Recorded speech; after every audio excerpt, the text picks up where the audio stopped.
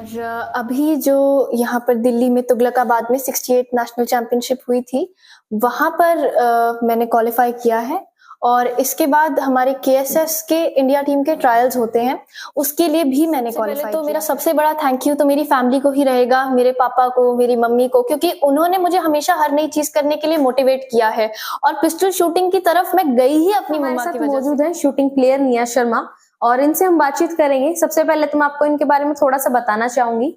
हाल ही में दिल्ली में हुए जो नेशनल लेवल गेम्स हुए थे अभी शूटिंग के, उन्होंने इसमें 10 meter air pistol shooting game में क्लियर भी किया है। तो इसके सबसे पहले तो आपको निया इसके लिए बहुत बहुत बधाइयां। Thank you so much. निया, मैं जानना चाहूंगी शूटिंग गेम आज के टाइम पे एक अलग ही गेम है, मतलब इसकी तरफ आपकी रुचि किस तरह से गई? सबसे पहले मेरी रुचि इसमें मेरी मम्मी की वजह से गई। वो चाहती थी कि मैं एक बार पिस्टल शूटिंग को ट्राई करूं और एकेडमी मेरे स्कूल में ही खुली थी तो बहुत कन्वीनियंट था। तो उनके कहने पे मैं एक बार ट्राई करने गई और मुझे सच में बहुत अच्छा लगा, तो मैंने कंटिन्यू करा। ओके। अच्छा नियन, लेकिन काफी बारी देखने में आता है कि कोई भी कितना ही फोकस क्यों ना हो, मोटिवेट क्यों ना हो, लेकिन एक टाइम ऐसा आता है जब हम डिप्रेस होते हैं, तो उस टाइम पर आपको मोटिवेट करने वाला कौन होता है? आपकी कोच, फैमिली? ये मतलब फैमिली का कितना सपोर्ट है एक तरफ आपके ना? आई थिंक सबसे ज्यादा मुश्किल मेरे लिए मेंटली जो ब्लॉक्स आते हैं उन्हें ओवरकम करना था, क्योंकि पिस्टल शूटिंग एक बहुत मेंटल गेम है फिजिकल से ज्यादा, क्योंकि 2.5 किलो की पिस्टल है, कोई भी उठा सकता है, बट टेक्निक के ऊपर बहुत बेस्ड है। और उसके अंदर मेरे दोनों सर, रॉबिन सर और मोनू सर, उन्होंने मुझे बहुत हेल्प किया कि जब भी मेरा स्कोर नीचे गया उन्होंने मुझे मोटिवेट किया कि मैं अपनी प्रैक्टिस को कंसिस्टेंट रखूं और मेंटल ब्लॉक्स को ओवरकम कर सकूं। इसमें मेरे कोचेस का बहुत बड़ा हाथ रहा है कि उन्होंने मुझे कभी हारने नहीं दिया, खुद से नहीं हारने दिया। उन्होंने मुझे हमेशा ये सिखाया कि जब तक आप प्रैक्टिस रोज कर रहे हो, जब आप रिजल्ट की फिक्र छोड़ दोगे तो अपने आप सब ठीक हो जाएगा। जब मैं डाउन में भी थी तो उन्होंने इस बात का पूरा ध्यान दिया कि मैं निग्लेक्टेड फील ना करूं एकेडमी में भी, और मुझे उन्होंने मोटिवेट किया कि अगर आज खराब हो रहा है तो ये हमेशा के लिए नहीं रहेगा, ये सिर्फ एक फेज है।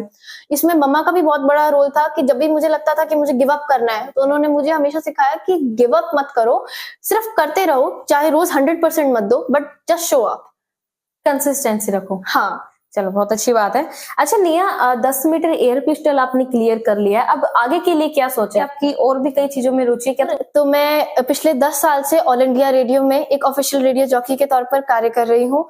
इसके साथ में मैं एक इंटरनेशनली पब्लिश्ड रिसर्चर भी हूँ। मेरा work international journal of English literature and social sciences में पब्लिश हुआ था। इसके साथ ही साथ मैं ग्लोबली पब्लिश्ड ऑथर भी हूँ। मेरी जो बुक थी वो न्यूयॉर्क बुक फेस्टिवल के अंदर शोकेस भी हुई थी। मैं अमेजोन के लिए मॉडलिंग भी कर चुकी हूँ और AIASC यानी all India asteroid search campaign के लिए मैं एक सिटीजन साइंटिस्ट भी रह चुकी हूँ। इससे पहले मैं टेबल टेनिस परस्यू करती थी, उसमें मैं एक नेशनल चैंपियन रह चुकी हूँ और मैं अभी भी उसे खेलती हूँ। तो अभी भी उसके अंदर जब भी कॉम्पिटिशंस होते हैं तो मैं जरूर पार्टिसिपेट करती हूँ और अभी मैं नेशनल में गई थी। अच्छा, एक चीज और निया पूछना चाहूंगी, टेबल टेनिस एक अलग गेम है, शूटिंग एक अलग गेम है, तो आगे के लिए क्या सोच रखा है? देखिए, हर एथलीट का सपना होता है ओलंपिक जाना, मेरा भी सपना है अपने देश को रिप्रेजेंट करना। और जहां आगे लाइफ में परस्यू करने की बात है तो मैं मानती हूँ कि we should go with the flow, जैसा जो होगा उसको देखेंगे। तो ये थे हमारे साथ निया शर्मा, शूटिंग प्लेयर, और इसी के साथ इन्होंने अपने बारे में सब कुछ बताया कि किस तरह से ये शूटिंग में अपने गेम में आगे बढ़ रही है। और ऐसे ही और भी खबरों को देखने के लिए जुड़े रहिए सहारा हरियाणा के साथ। जल्द मुलाकात होगी एक नई खबर के साथ। नमस्कार।